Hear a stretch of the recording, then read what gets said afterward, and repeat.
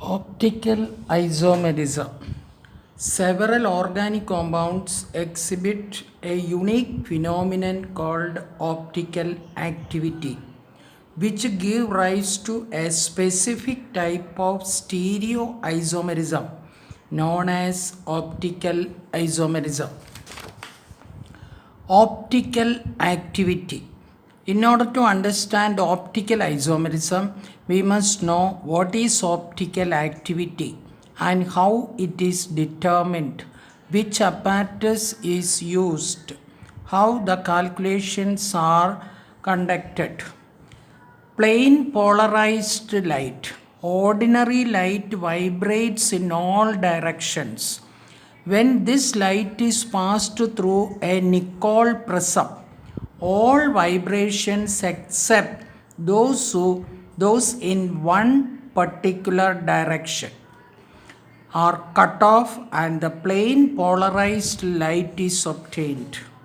This is the ordinary light which vibrates in all direction, but when we pass this light through a Nicol prism, all the other directions are cut off and only in one direction the vibration will take place. This is known as plain polarized light. In plain polarized light, vibration takes place in one plane only.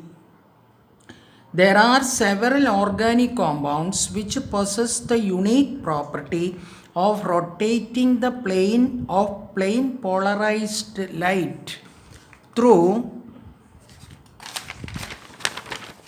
a certain angle. When plain polarized light is passed through their solution, the light interacts with their molecule, on account of which plain polarized light is rotated through a certain angle, which may be either to the left or to the right. So a diagrammatic representation is shown. This is the plain polarized light. When it is passed through a solution, the original position is shown like this, but it will be rotated. This rotation is towards the right. It can also occur towards the left.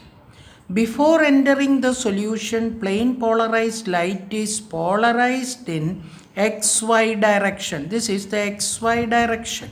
But after emerging from the solution, its plane changes to X dash, Y dash. This is the X dash, Y dash position.